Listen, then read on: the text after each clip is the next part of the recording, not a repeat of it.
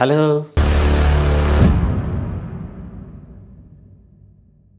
యథాస్థితిలో మనం ఉంటే జీవితానికి ఎదుగు బదుగు ఉండదు.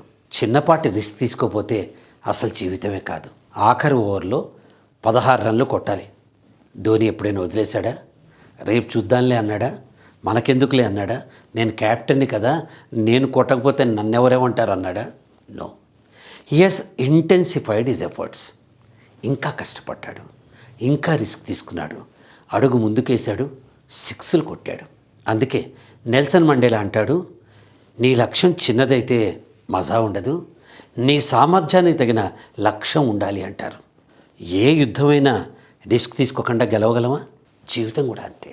మనల్ని మన పరిస్థితులు, ఆలోచనలు, మన చుట్టూ ఉన్నవాళ్ళు, కొందరు ప్రవర్తనకర్తలు ఉన్నదాంతో తృప్తిపడమని చెప్తూ ఉంటారు. I don't agree to that. If you are doing what you are doing, then there is no magic to the life. నిన్న చేసిన పని ఈరోజు కూడా చేస్తుంటే మజా రాదు. అది మిమ్మల్ని కంఫర్ట్ జోన్లో ఉంచుతుంది. కంఫర్ట్ జోన్ అంటే మీకు నచ్చిన యథాస్థితి. అది మిమ్మల్ని కదలనివ్వదు, బెదరనివ్వదు, కొత్త పనులు చేయనివ్వదు, ఎదగనివ్వదు.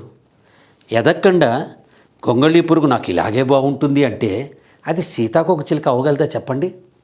మనం కూడా అంతే.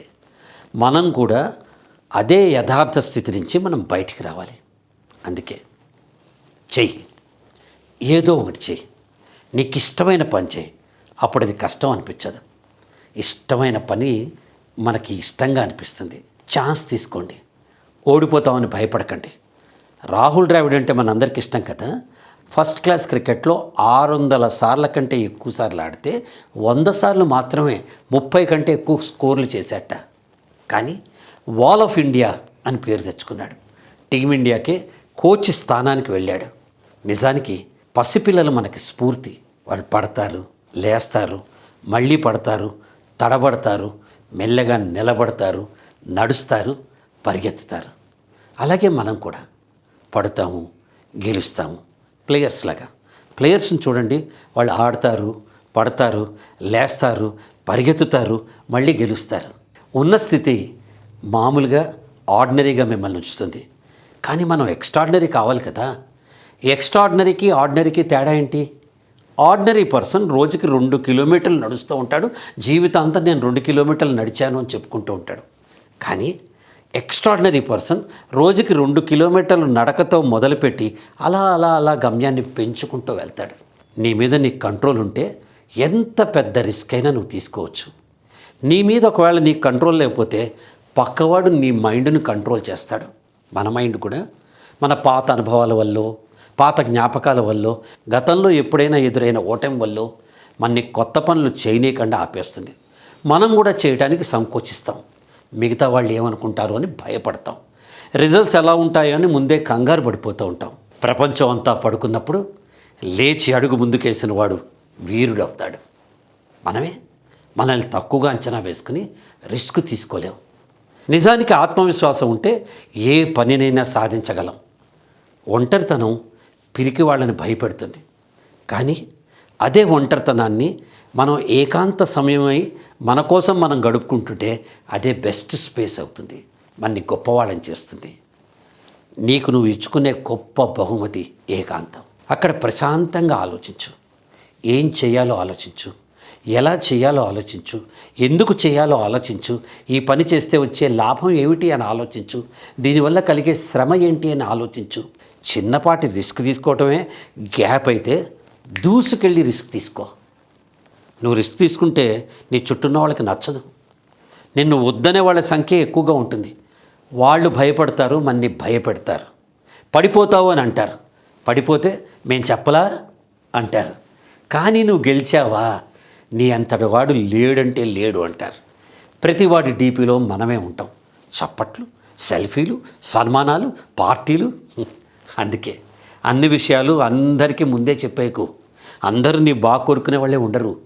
నువ్వు ఫెయిల్ అవ్వాలని కోరుకునే వాళ్ళు కూడా ఉంటారు. అందుకే నీ నిర్ణయం, నీ రిస్క్. నీ నిర్ణయాన్ని నువ్వే తీసుకో. రిస్క్ తీసుకో, రివార్డ్ అందుకో. రిస్కే కనుక తీసుకోకపోతే విశ్వనాథ్ గారు శంకరాభరణం తీసేవారా? రాజమౌళి బాహుబలి తీసేవారా? వేణు బలగం సినిమా తీసేవాడా? మొదటి 15 ఓవర్లలోనే రన్స్ కొట్టే రిస్క్ తీసుకుని సనత్ జయసూర్య గేమ్ చేంజర్ అయ్యాడు. చరిత్రలో గొప్పవాళ్ళైన వాళ్ళ క్వాలిటీస్లో number 1 quality risk taking ability. Risk తీసుకోవటం అంటే ఓడిపోమని కాదు, ఓడిపోతామని కాదు, భయపడటం అంతకన్నా కాదు. కొత్త పని చేసి విజయం సాధించడం అంటే రిస్క్ తీసుకోవటం అంటే కొద్దిగా భయపడటం, కొద్దిగా జాగ్రత్త పడుతూ ముందుండే సవాళ్ళని ముందే ఊహించటం, దానికి అనుగుణంగా ప్లాన్ చేసుకోవటం. రిస్క్ తీసుకున్న వాళ్ళు 5 అడుగులు ఒకేసారి ముందుకెళ్తారు.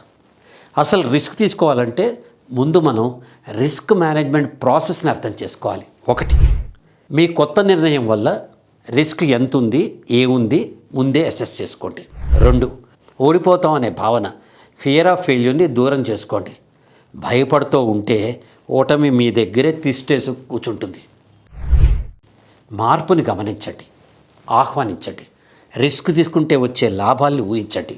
4, మొత్తం రిస్క్ ఒకేసారి కాకుండా చిన్న చిన్న అడుగులు కదపండి. అంటే ఒకేసారి ఉద్యోగం మానేసి వ్యాపారం మొదలెట్టేసి అంత పెద్ద రిస్క్ తీసుకోకుండా మెల్లమెల్లగా కొత్త పనిని ఆరంభించండి.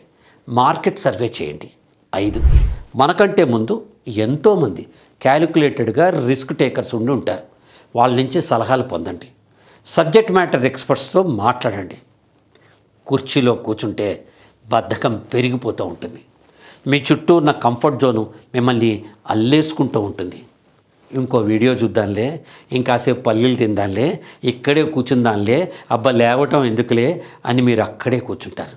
కానీ అదే మీరు కుర్చీలోంచి లేస్తే, ఒక్క అడుగు ముందుకేస్తే కొత్త ప్రపంచం కనిపిస్తుంది. రిస్క్ తీసుకుంటేనే భవిష్యత్తు బాగుంటుంది. All the very best.